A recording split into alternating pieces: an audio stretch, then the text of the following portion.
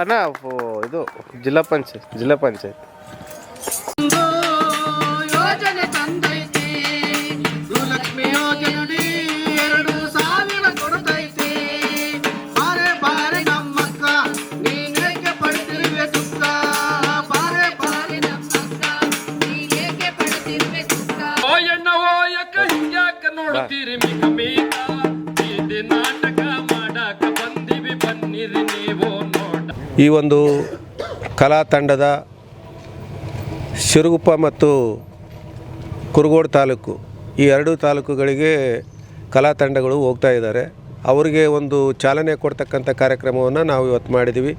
ಇಲ್ಲಿ ನಾನು ಚಿದಾನಂದಪ್ಪ ಬಳ್ಳಾರಿ ಜಿಲ್ಲಾ ಗ್ಯಾರಂಟಿ ಅಧ್ಯಕ್ಷ, ನನ್ನ ಜೊತೆಗೆ ಬಳ್ಳಾರಿ ತಾಲೂಕು ಅಧ್ಯಕ್ಷರಾಗಿರ್ತಕ್ಕಂಥ ನಾಗಭೂಷಣ ಗೌಡರು, ಸಂಡೂರು ತಾಲೂಕು ಅಧ್ಯಕ್ಷರಾಗಿರ್ತಕ್ಕಂಥ ನೂರ್ ಅಹಮದ್ ಅವರು, ಮತ್ತು ಅದೇ ರೀತಿಯಾಗಿ ಕುರುಗೋಡು ತಾಲೂಕು ಅಧ್ಯಕ್ಷರಾಗಿರ್ತಕ್ಕಂಥ ಬಸವನಗೌಡರು ಮತ್ತೆಲ್ಲ ಈ ಕಲಾ ಬಳಗದವರು ಎಲ್ಲರೂ ಇದ್ದಾರೆ. ಈ ಒಂದು ಏನು 5 ಗ್ಯಾರಂಟಿಗಳು ಬಂದ ಮೇಲೆ ಇಡೀ ರಾಜ್ಯದ ಒಂದು ಚಿತ್ರಣವೇ ಬದಲಾಗಿದೆ ಅಂತ ಹೇಳೋಕ್ಕೆ ಇಷ್ಟಪಡ್ತೀನಿ. ಯಾಕಂದರೆ ಅಂಕಿಅಂಶಗಳ ಪ್ರಕಾರ ಹೇಳೋದಾದರೆ ಇಡೀ ದೇಶದಲ್ಲಿ ತಲಾದಾಯದಲ್ಲಿ ನಮ್ಮ ಕರ್ನಾಟಕ ರಾಜ್ಯ ನಂಬರ್ 1 ಸ್ಥಾನದಲ್ಲಿದೆ. ಈ ಹಿಂದೆ ಏನು ಹೇಳ್ತಾಯಿದ್ರು, ನಾವು ಪ್ರಾರಂಭ ಮಾಡೋದಕ್ಕಿಂತ ಮುಂಚಿತವಾಗಿ ಇದು ಪ್ರಾರಂಭ ಮಾಡೋಕ್ಕಾಗೋದಿಲ್ಲ, ಇದು ಸುಮ್ಮನೆ ಬಾಯಿ ಮಾತಿಗೆ ಹೇಳ್ತಾರೆ ಅಂತಕ್ಕಂಥ ಒಂದು ಟೀಕೆಯನ್ನು ವಿರೋಧ ಪಕ್ಷದವರು ಮತ್ತು ಬೇರೆಯವರು ಮಾಡ್ತಾಯಿದ್ರು. ಆದರೆ ನಾವು ಪ್ರಾರಂಭ ಮಾಡಿದ್ವಿ, ಎಲ್ಲರಿಗೆ 5 ಗ್ಯಾರಂಟಿಗಳು ಕೊಡೋಕ್ಕೆ ಶುರು ಮಾಡಿದ್ವಿ.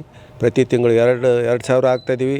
ಅದೇ ರೀತಿಯಾಗಿ ಯಾವುದೇ ಆತಂಕ ಇಲ್ಲದೆ ಬಸ್ನಲ್ಲಿ ಉಚಿತವಾಗಿ ಮಹಿಳೆಯರು ಪ್ರಯಾಣ ಮಾಡ್ತಾಯಿದ್ದಾರೆ. ಎಲ್ಲರಿಗೂ ಉಚಿತವಾಗಿರ್ತಕ್ಕಂಥ ಅಕ್ಕಿ ಬರ್ತಾಯಿದೆ, ಯುವ ನಿಧಿ ಬರ್ತಾಯಿದೆ, ಮತ್ತು ಎಲ್ಲರ ಮನೆಗೆ ಬೆಳಕು ಇವತ್ತು ಬರ್ತಾಯಿದೆ.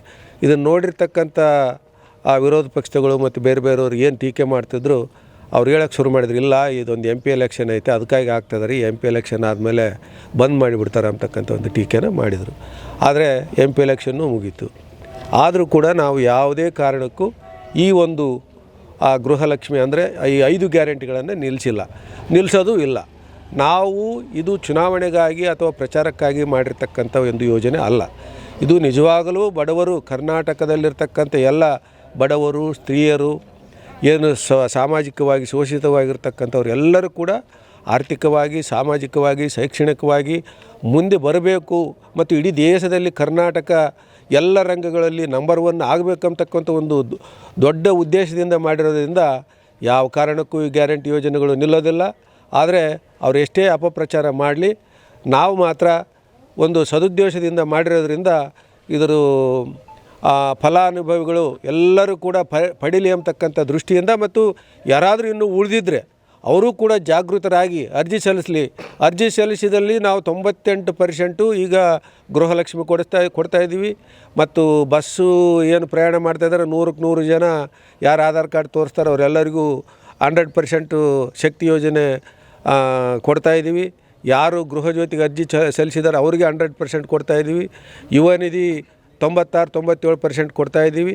ಈ ರೀತಿ ಎಲ್ಲ 5 ಯೋಜನೆಗಳು ಕೂಡ ಇವತ್ತು ಸಕ್ಸಸ್ ಆಗಿರೋದ್ರಿಂದ ಈ ಜನರಿಗೆ ಇನ್ನಷ್ಟು ಮಾಹಿತಿಯಾಗಿ ಇಡೀ ದೇಶದಲ್ಲಿ 100ಕ್ಕೆ 100 ಕೊಡ್ತಕ್ಕಂಥ ಒಂದು ಕಾರ್ಯಕ್ರಮ ಕರ್ನಾಟಕ ರಾಜ್ಯ ಆಗಲಿ ಮತ್ತು ನಮ್ಮ ಬಳ್ಳಾರಿ ಜಿಲ್ಲೆ ಅದರಲ್ಲಿ ಪ್ರಥಮ ಸ್ಥಾನದಲ್ಲಿ ಬರಲಿ ಅಂತಕ್ಕಂಥ ಒಂದು ದೃಷ್ಟಿಯಿಂದ ಈ ಒಂದು ಕಲಾ ತಂಡದ ಮೂಲಕ ಜನಜಾಗೃತಿ ಮೂಡಿಸ್ತಕ್ಕಂಥ ಕಾರ್ಯಕ್ರಮಕ್ಕೆ ಇವತ್ತು ಚಾಲನೆಯನ್ನು ಕೊಟ್ಟಿದ್ದೀವಿ. ಬಳ್ಳಾರಿಯ ನಿರಂತರ ಸುದ್ದಿಗಾಗಿ ಬಳ್ಳಾರಿ ಬೆಳಗಾಯಿತು ಚಾನೆಲ್ನ ಸಬ್ಸ್ಕ್ರೈಬ್ ಮಾಡಿ ಹಾಗೂ ಬೆಲ್ ಐಕಾನ್ ಒತ್ತಿ.